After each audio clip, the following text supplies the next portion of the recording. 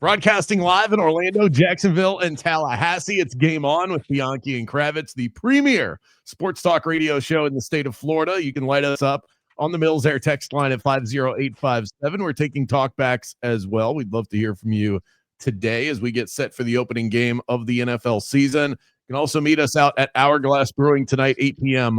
for the watch party. On with us now. We're excited about this one, the long snapper for the UCF Knights, Dalton Riggs. Dalton, thanks for taking the time to do this. How's practice been so far this week after that first win of the season?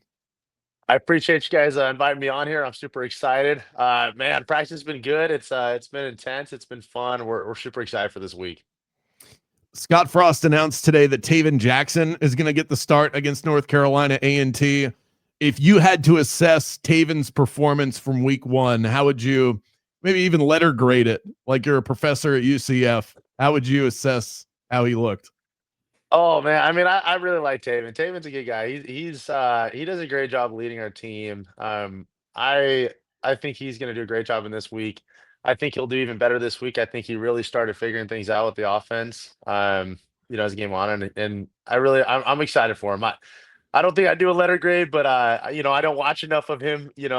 All things, but I know that he's going to continue to work hard and he's going to keep getting it going. Kravitz, we don't care about the quarterbacks. Let's talk about the most important position on the team, the long snapper.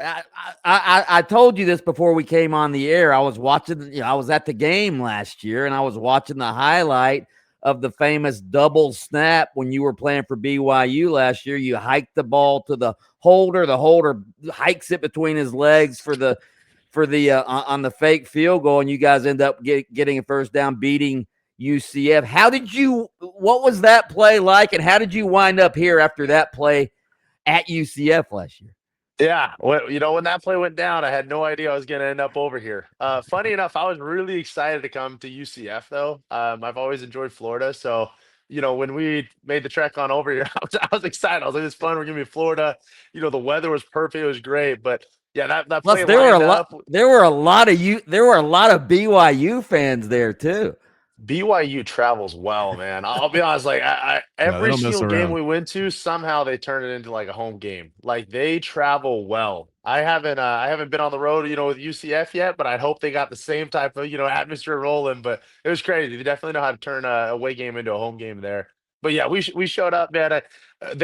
Every fun fact for you, back at BYU, man, they had like a fake check every single time, but this was one they were pretty pre-planned for. We saw the look we wanted, and so when it got called, I was like, "Oh, it's going down." And of course, they overloaded as they always did, and so went ahead and did that fake. And I just remember seeing our kicker Will Farron just running for the sidelines fast as he could. It was hilarious. But yeah, that was a good time, man. But definitely excited to be on the UCF side this time. I know we're gonna be playing BYU later down in the season, so that'll be super fun, and maybe we'll have a little payback, right? Now we got a Right. little payback action. So yeah, How do it you was good. wind up as a long snapper? I mean, is that something you practiced as a kid or what? Yeah, ever since I was born, I just started throwing the ball between my leg. No, man, no, I woke. no, I was born yeah. into the world like this. No, I played tight end and defensive end all throughout high school, and had looks to do that in college. But my brother Austin, he's older than me. He started in front of me at BYU my first 2 years until I eventually took over the starting job, and then he actually was at Rutgers this past year, and then was in the NFL Combine and did a mini camp with the Vikings and everything. But in my junior year of high school, he had just got picked up an offer from BYU, full scholarship, and I was like, "Hey, that's a pretty good gig." And I was like, maybe, I was pretty good at tight end. I was like, "Oh, I could probably, pick something up." But I was like, "Hey, being at BYU big time, I was like, I might as well just try it out." And then I ended up, getting invited to, like the top 12 camp and doing really well, and then got a lot of looks there. And I was like, well, I think I'd be a pretty good tight end, or I could be a great long snapper. So I was like, I'm gonna see if I can, get this going and try that route and maybe, push myself into the NFL with that. So that was kind of my mindset on it, but definitely just a lot of reps, man. It's one of those things, you think tight end, defensive end, like you can kind of, you know, oh, like you missed a block, whatever, like let's get next play. There's no next play when it comes to long snapper. If you throw that thing over the fence, man, you are in trouble. So or you miss a block, like there it's get the punt getting blocked. So, you got to take the job pretty, over and over with that repetition, but when you get good at it, it's really fun. It's pretty satisfying to watch.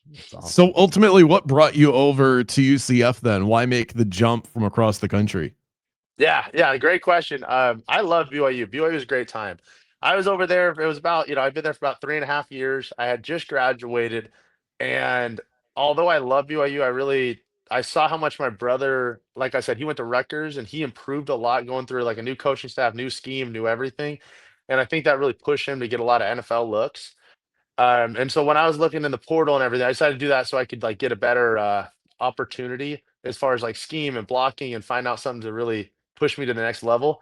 And so when I got a phone call from Coach Pete Almar, and everything he talked to as far as the scheme, preparing me for the NFL, the looks that we're going to be getting, and his development with all my technique, I was like, this is probably a great move for me to come over to UCF. And I'm not going to lie to you, being in Orlando, Florida is a pretty fun thing as well, man. There's a lot to do here. So that also kind of, pushed me over here. So it was good.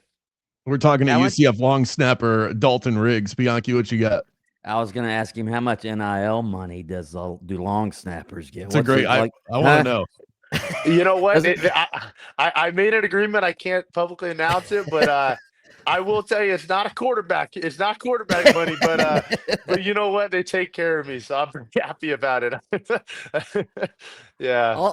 Also, you were a great tennis player in high school. How good of a tennis player are you? Could you play on UCF's tennis team? Hey, thank you for bringing that up, man. I love talking tennis. So, back in high school, I obviously was the state champ in tennis. Did that. Our team was really good.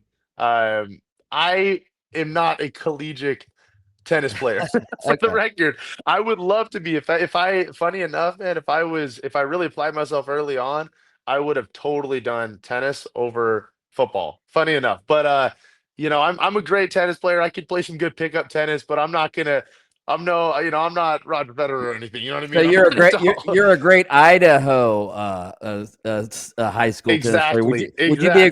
Would you be a great Florida high school tennis player? No, I'm gonna be honest with you, man. I'm not gonna act like I'm up that level, man.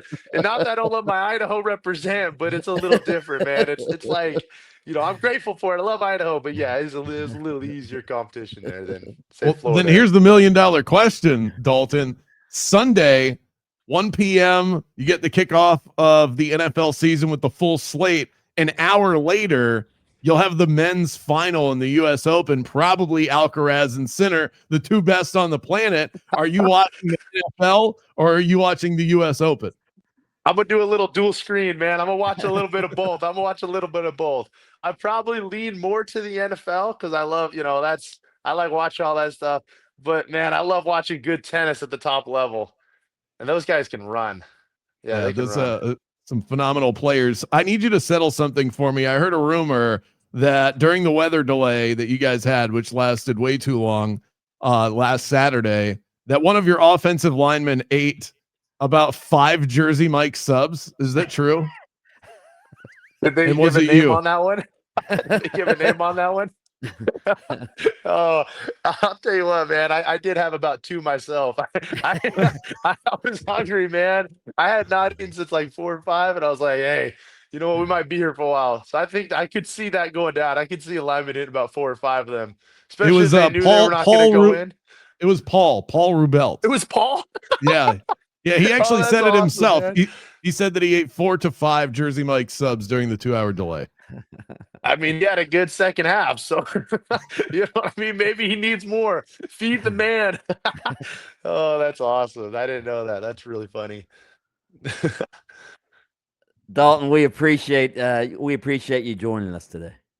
Oh, man, I appreciate it. Thank you both for letting me come on and come talk with y'all and have a good time. You two are good to be around. Yeah, maybe we need a weekly long snapper segment here. I would love that. Huh? And you could give us weekly tips. Yeah, you could give us weekly tips as well. UCF takes on North Carolina A&T on Saturday at the Bounce House. Kickoff set for 7 p.m. Our eyes will be on the long snapper. The rest of you can watch the quarterback position. Dalton Riggs, ladies and gentlemen, Thanks so much, man. We appreciate it. Thank you. More Game On next.